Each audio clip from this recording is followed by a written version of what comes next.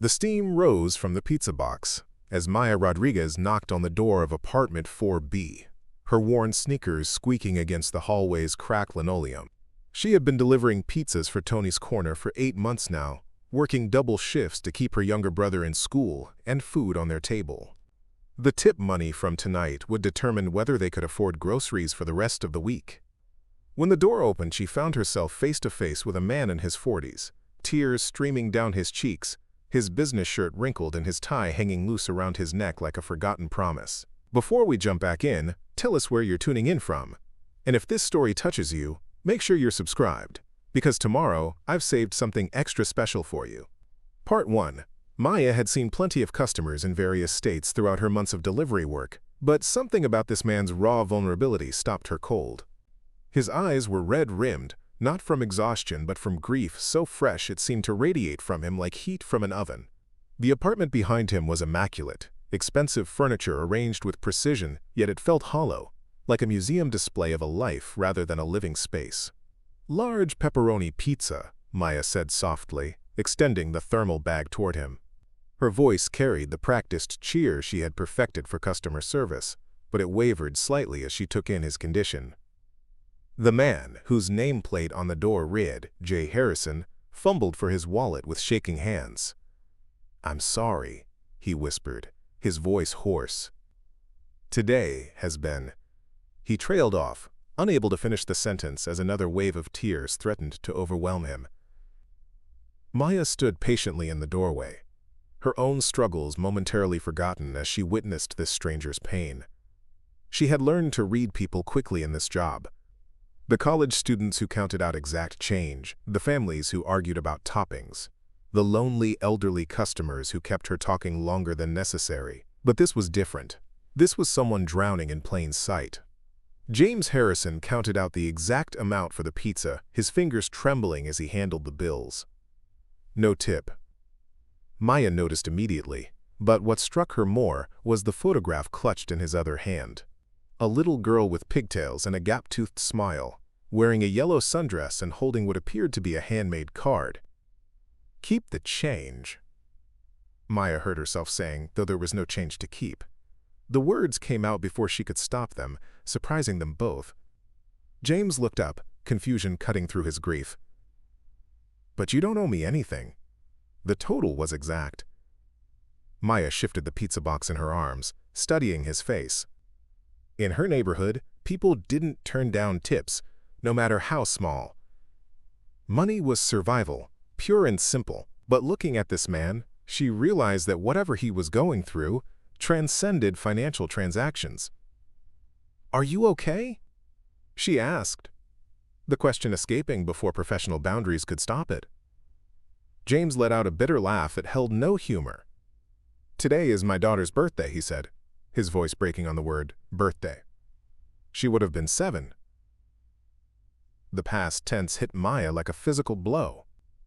She had been prepared for divorce, job loss, even serious illness.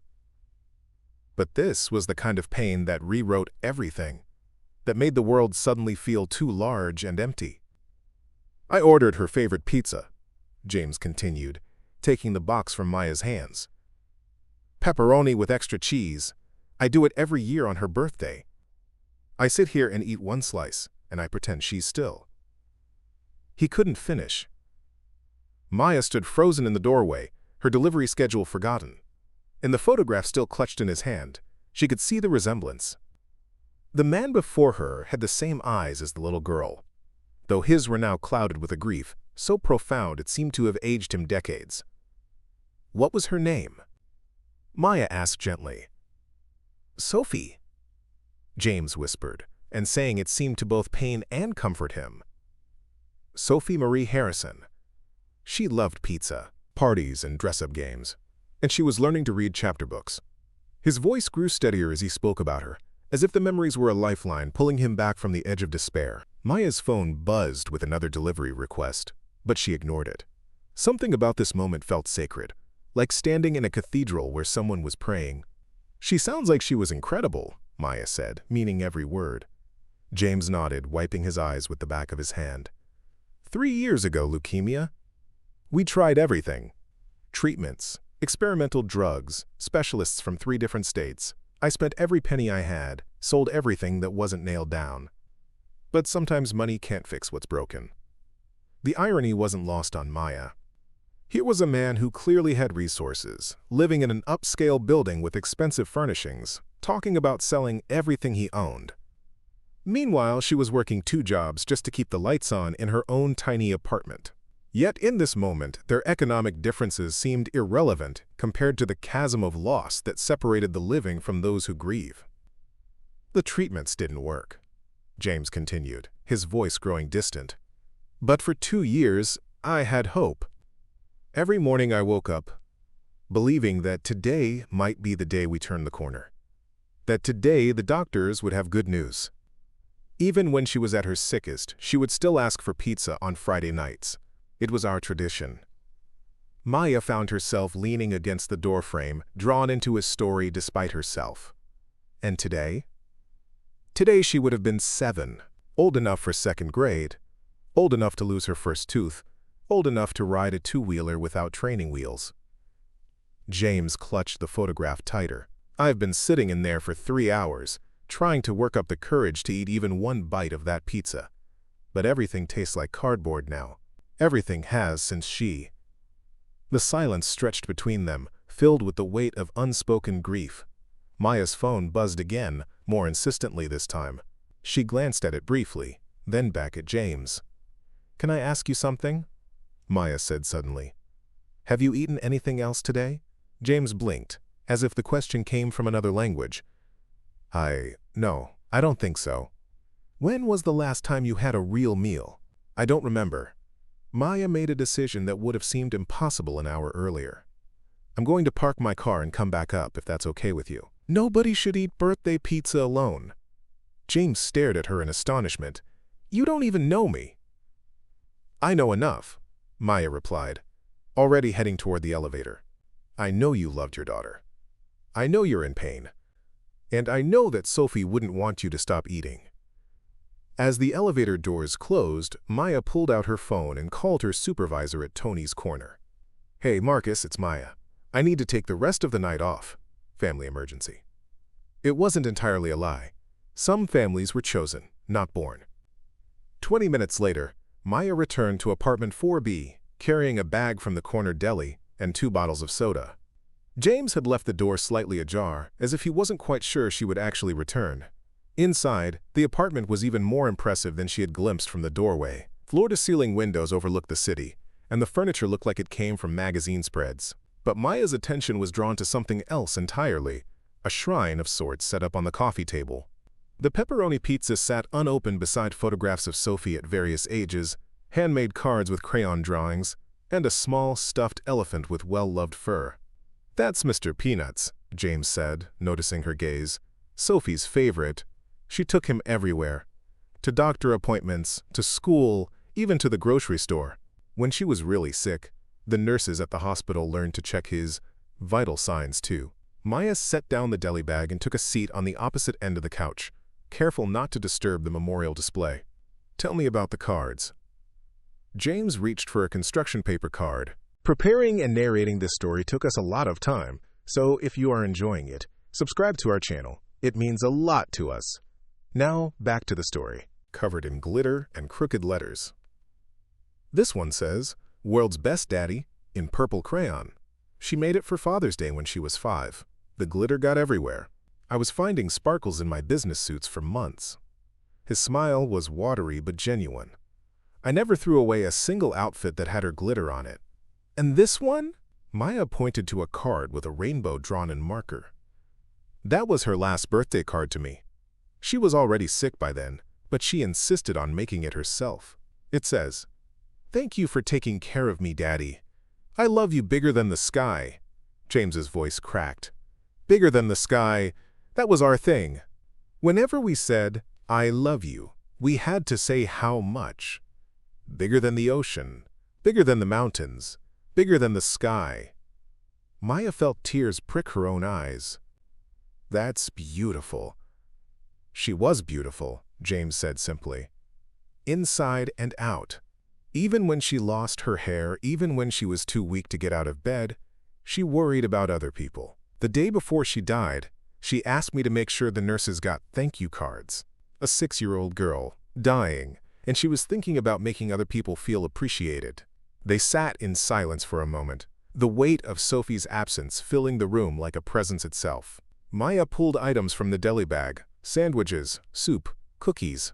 "I don't know if I can eat," James said quietly.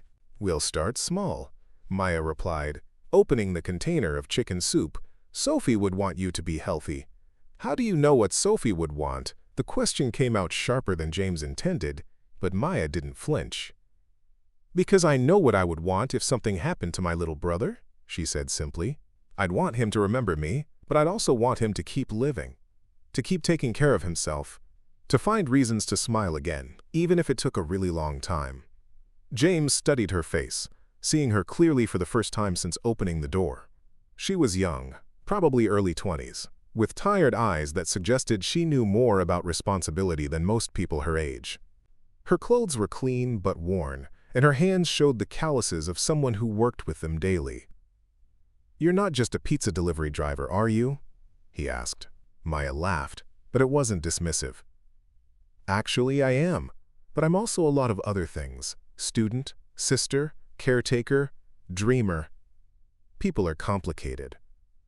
"What are you studying?" "Child psychology," Maya said, stirring the soup before handing him the spoon. "I want to work with kids who are going through medical treatments, help them process their emotions, develop coping strategies." James accepted the spoon, his hand trembling slightly, like what Sophie went through. Exactly like what Sophie went through. Maya met his eyes directly. "I've been working toward this for 3 years, taking classes part-time while working multiple jobs. It's slow going, but I'll get there." "What made you choose that field?" Maya was quiet for a moment, debating how much to share. "My brother, Luis, was diagnosed with type 1 diabetes when he was 8. Not the same as cancer, obviously, but serious enough that our whole world changed overnight. Suddenly there were doctor appointments, medication schedules, dietary restrictions, insurance battles. Our parents both worked, so I became his advocate, his translator when medical terms got complicated, his cheerleader when he felt different from other kids." James took a tentative sip of the soup, surprised to find that it actually tasted like something. "How old were you?" 14, old enough to understand the stakes, not old enough to know how to handle them gracefully. Maya pulled her own sandwich from the bag but didn't unwrap it yet. "I made a lot of mistakes, got frustrated when he couldn't understand why he couldn't have birthday cake like other kids, cried in bathroom stalls when I thought he might not make it through a particularly bad episode. But you figured it out. We figured it out together. And along the way I realized that kids in medical situations need advocates who understand their perspective, not just their diagnosis. They need someone to explain that being different doesn't mean being less than. That fighting for your health is actually incredibly brave." James managed several spoonfuls of soup before setting the container aside. It was more than he had eaten in days. "Sophie would have liked you." "I would have liked her too," Maya replied, finally unwrapping her sandwich. "From everything you've told me, she sounds like the kind of kid who makes everyone around her better just by being herself." She did. James reached for the stuffed elephant, holding it gently. Even the oncology staff said she was special. Other kids in the ward would ask to sit with her during treatments, because she made up stories to distract them from the needles and machines. She'd create these elaborate adventures where they were all brave explorers or magical healers instead of sick children in a hospital. Maya smiled around a bite of her sandwich. "She was already doing what I want to do professionally." "What do you mean?" "Helping kids reframe their experiences. Instead of seeing themselves as victims of their circumstances, she helped them see themselves as heroes of their own stories. That's advanced psychological work, and she was doing it instinctively at 6 years old." James looked at the photographs spread across the coffee table with new eyes. "I never thought of it that way. Kids are incredibly resilient when they're given the tools and support they need." Sophie clearly had both. Maya paused, choosing her words carefully. "Can I ask what you do for work?" "I'm a financial advisor. Was, anyway. I took a leave of absence after Sophie died, and never went back. I've been living off savings and investments, but mostly I've been existing in this apartment, ordering food and trying to figure out how to keep breathing. Maya nodded, understanding more than James realized. Grief doesn't follow timelines or expectations. 3 years isn't too long to still be processing the loss of your child. Everyone else seems to think it is. My former colleagues stopped calling after the first year. My brother sends generic birthday and Christmas cards but doesn't visit. Even Sophie's mother. James trailed off, his expression darkening. Sophie's mother? My ex-wife, Karen. We divorced 2 years after Sophie died.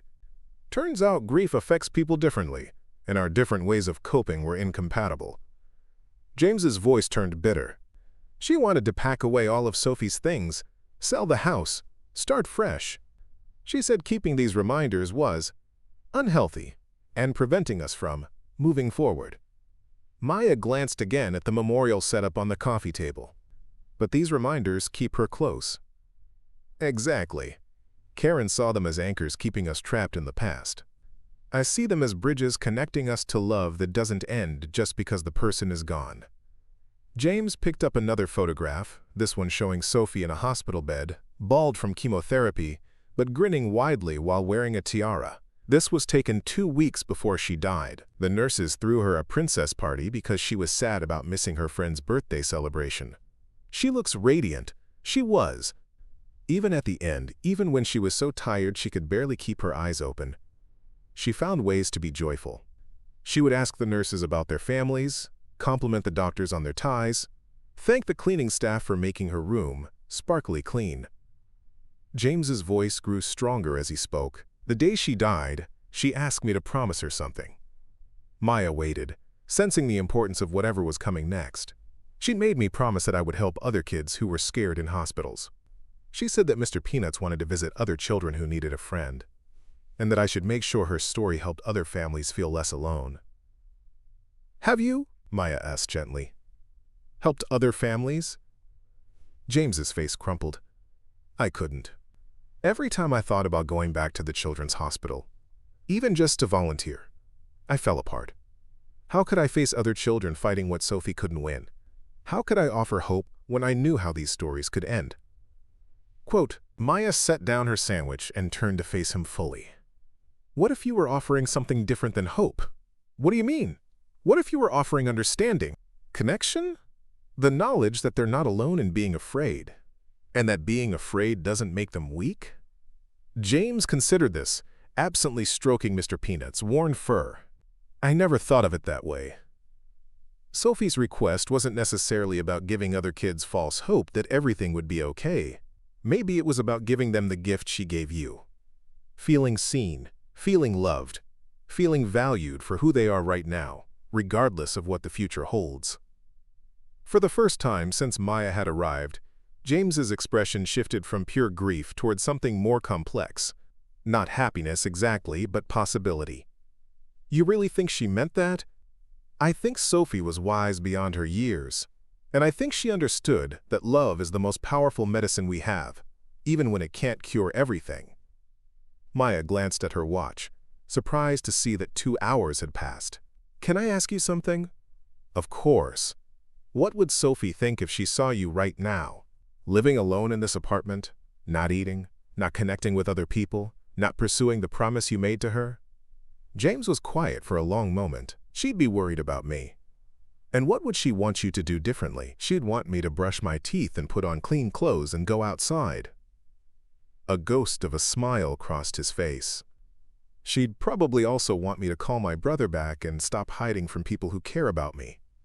Those sound like good starting points. James looked around the apartment as if seeing it for the first time. This place doesn't feel like home anymore. It feels like a mausoleum. What would home feel like? Warmer. More alive. Filled with purpose instead of just memories. James met Maya's eyes. What made you stop tonight? You could have just taken the exact payment and left. Why did you stay? Maya considered the question seriously. Honestly? At first it was because you look like my brother did the night before his first major surgery. Scared and trying to be brave and needing someone to sit with him. But then it became about Sophie. Sophie? The way you talked about her. The love in your voice, the fact that you're still celebrating her birthday 3 years later. That kind of love doesn't just disappear when someone dies. It has to go somewhere, do something, mean something. Maya's voice grew more passionate. You have this incredible capacity for love and devotion, and right now it's all turned inward, focused on grief and memory. What if some of it could turn outward again? James was quiet for several minutes, processing her words. Finally, he spoke. There's a children's hospital about 10 miles from here, the same one where Sophie was treated. St. Mary's? You know it. My brother was in their emergency room twice during particularly bad diabetic episodes. The staff there is incredible. Maya paused. Are you thinking about volunteering? I'm thinking about visiting. Just visiting, to start. Maybe bringing Mr. Peanuts to meet some kids who might need a friend. James held up the stuffed elephant. Sophie always said he was magic because he made people feel better just by being there. That sounds perfect. Would you? James started, then stopped himself. Would? What? Would you consider coming with me? The first time, I mean. I don't think I can do it alone, but I also don't think I can keep avoiding it forever. Maya's first instinct was to say yes immediately, but practical considerations intruded. I'd love to, but I'm not sure when I could get time off work.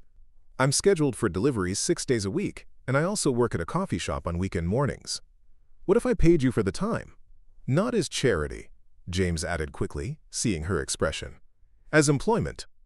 I could hire you as a consultant, someone to help me figure out how to interact with kids in medical settings. You don't need to pay me to be a friend, but you do need money to take time off work, right? Maya couldn't deny that. It's not about the money, though. It's about making sure you're doing this for the right reasons. Are you interested in helping kids, or are you interested in processing your own grief? Honestly, both. But mostly I want to honor Sophie's request. I want to find a way to turn this love I have for her into something that helps other people instead of just hurting me. Maya studied his face, looking for any signs of instability or unrealistic expectations. What she saw instead was a man slowly emerging from the fog of grief, tentatively reaching toward the possibility of purpose. Okay, she said finally. I'll come with you, but we start small. 1 visit, 1 afternoon, no pressure to commit to anything ongoing. James's relief was palpable. Thank you. I don't even know your last name, and you're willing to help me honor my daughter's memory. Maya Gutierrez, she said, extending her hand for a formal shake. And you're James Harrison, father of Sophie Marie Harrison, who loved pizza and princesses and helping other people feel less afraid. That's the best introduction I've had in 3 years, James said, shaking her hand.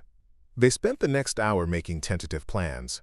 James would contact St. Mary's volunteer coordinator to arrange a visit. Maya would request a Saturday afternoon off from both jobs. They would meet at the hospital, spend time in the pediatric ward, and see how it went. As Maya prepared to leave, James walked her to the door. I still can't believe you turned down a tip tonight. I got something better than money, Maya replied. I got to meet Sophie through your stories. I got to help someone take a step toward healing. And I got to remember why I want to work with kids in the first place. What's that?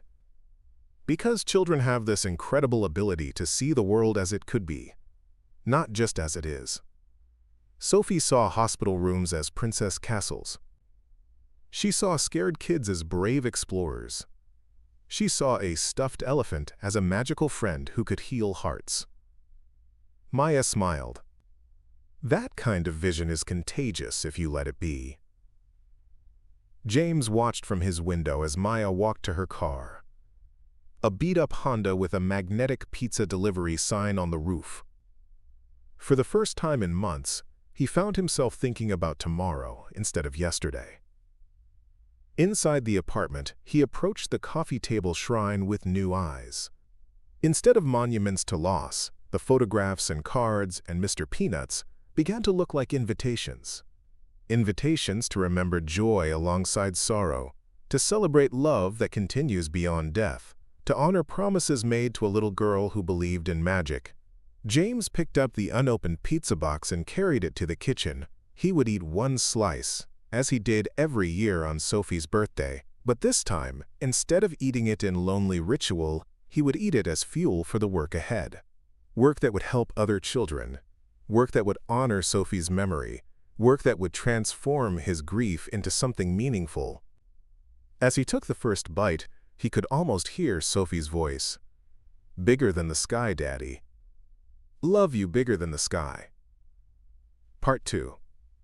The following Saturday arrived, with the kind of crisp autumn morning that made Chicago feel alive with possibility. Maya stood outside St. Mary's Children's Hospital, checking her phone for the third time in 5 minutes.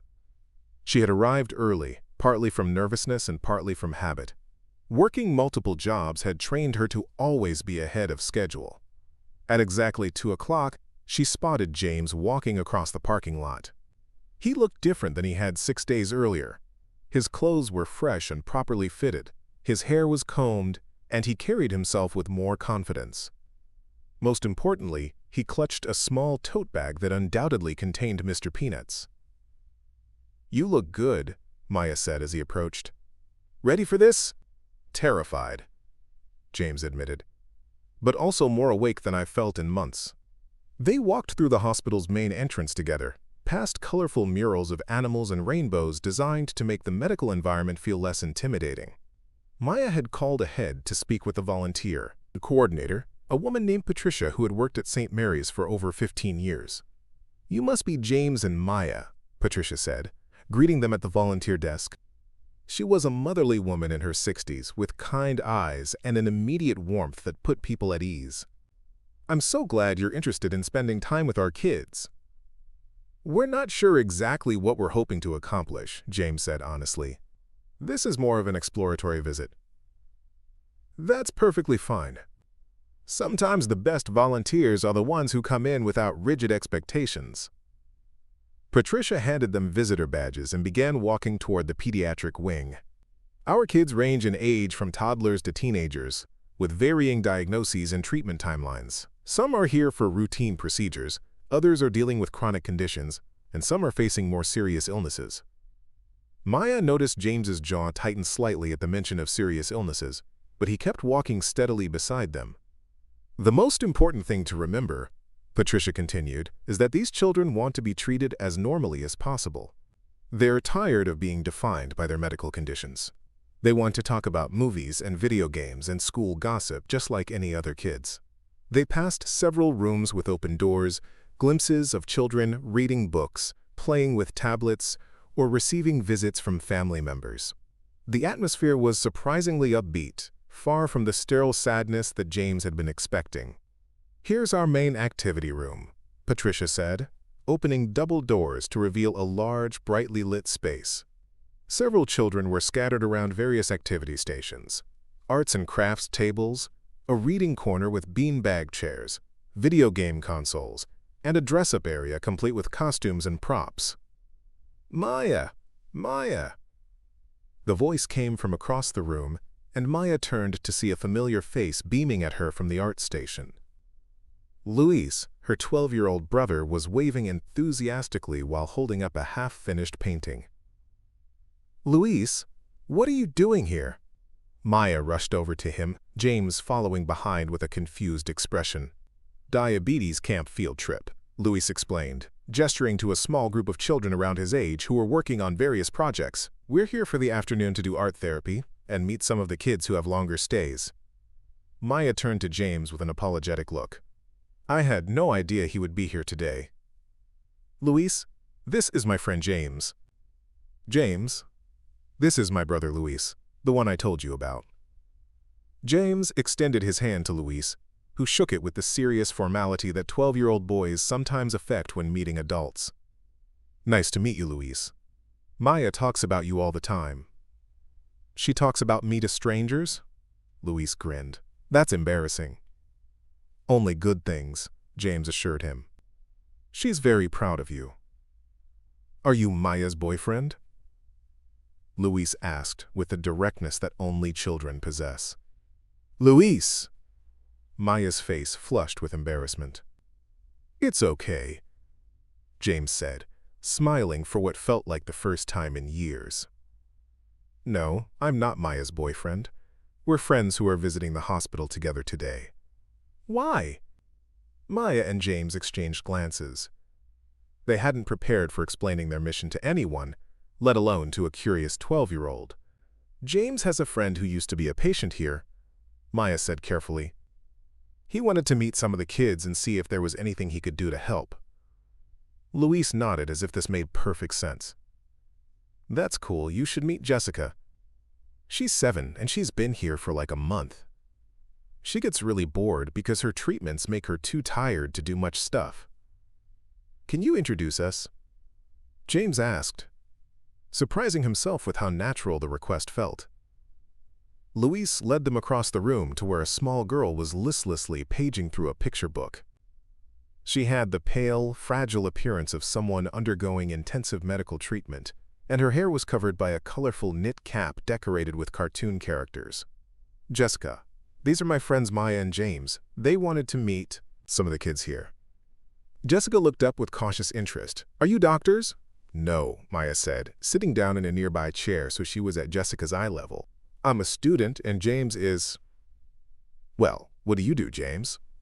"I help people," James said, taking a seat as well. "And I brought someone with me who I think you might like to meet." James opened his tote bag and carefully extracted Mr. Peanuts. The stuffed elephant was clearly well-loved, with faded gray fur, and one ear that had been sewn back on with slightly different colored thread. Jessica's eyes widened with genuine delight. "He's perfect! What's his name?" "Mr. Peanuts," James said, placing the elephant gently in Jessica's lap. "He belongs to a friend of mine who wanted him to visit kids in the hospital." "Where is your friend?" James hesitated for just a moment.